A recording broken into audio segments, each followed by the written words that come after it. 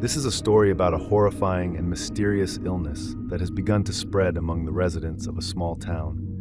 The main character, a doctor, is determined to uncover the truth behind the events. But the deeper he delves into the mystery, the more dangerous and terrifying his journey becomes. Reality and nightmares blur, and the answers he uncovers are far more frightening than he could have imagined. My office was quiet and orderly. Everything was in its place, just the way I liked it. I've always believed that a tidy space helps maintain a clear mind. I work as a psychiatrist in a small mental hospital in a quiet town. Serious issues with patients were rare, and occasionally we would receive someone for evaluation from neighboring cities. For the most part, though, the workload was manageable. But around 1 p.m., just as I was about to leave for lunch, they brought in a patient who immediately struck me as unusual. The man appeared to be around 40, with the rugged look of a factory worker. There were plenty like him in our town. His expression was deeply sorrowful, and his fingers were neatly bandaged. "What's troubling you?" I asked, keeping my tone professional. His name was Fred, and the story he began to tell sent chills down my spine. "About a week ago last Thursday," he started, "I noticed something under my skin. Huge worms crawling. At first, I thought I was imagining it. It was the middle of the night after all. But then I started seeing them in the morning when I woke up." He paused for a moment, his face tightening as if the memory itself caused him pain. "But the worst part is the itch," he continued. "When they start moving, I get this unbearable itch.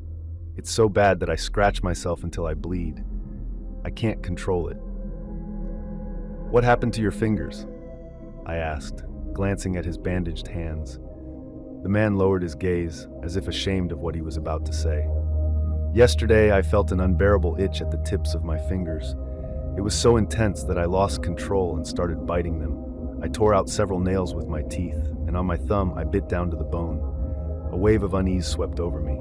A mentally healthy person is simply incapable of biting their finger down to the bone. The brain would never allow it." I kept these thoughts to myself, carefully listening and noting every word in my journal. "Have you seen a doctor?" I asked cautiously. "It could be parasites. They're known to cause sensations like this and can even affect a person's mental state." "Yes, I went to a doctor," he replied, his voice dull and weary. "I had all the tests done. I'm completely healthy. That's why they sent me to you." "Have you had any head injuries? Are you under stress, working long hours?" I asked, running through the standard list of questions as the textbooks dictate. Fred frowned, considering my questions, then shook his head. "Work's fine, no issues there. Stress? Well, of course there's some, but nothing out of the ordinary. And no injuries," he answered calmly, though his voice trembled slightly with tension. He looked at me, and in his eyes I saw a flicker of desperation. "Doctor, what could this be? What's happening to me?" His voice cracked as he spoke. I froze for a moment, evaluating his condition. So far, his answers didn't provide a clear explanation. I continued to jot down every detail in my journal, determined not to miss a thing. "You need to take some time off. I'll prescribe you some strong sedatives. They'll help with the tension.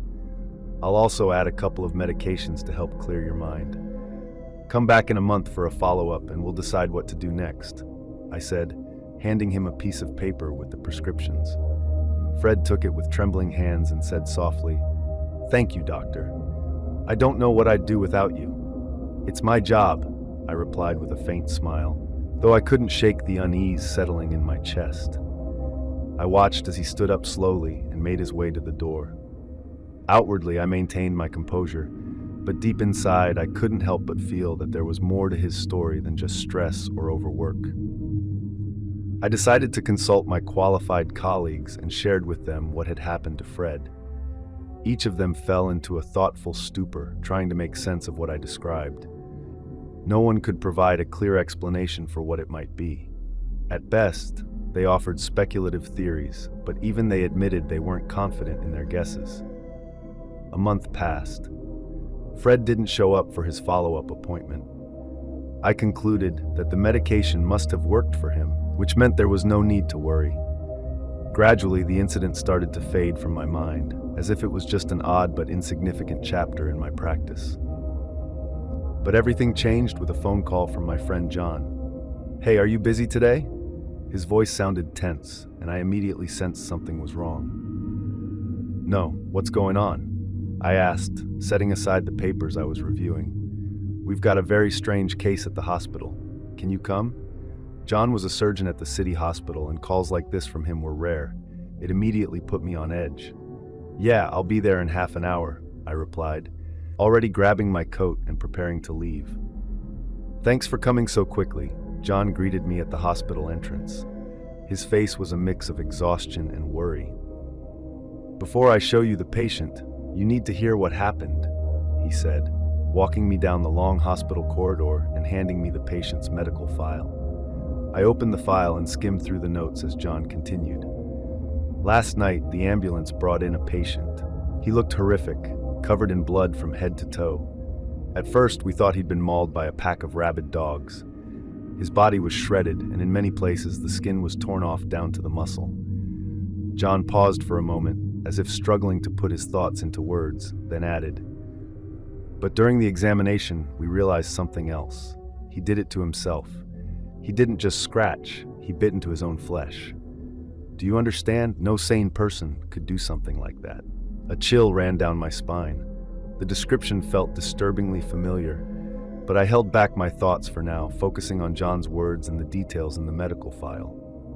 We entered the hospital room. In front of me lay a man, heavily bandaged and hooked up to an IV drip.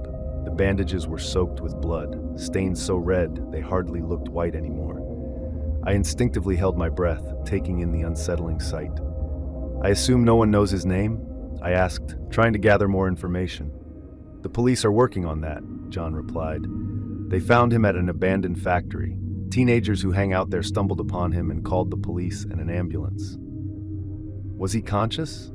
I continued, keeping my tone steady despite the unease creeping in.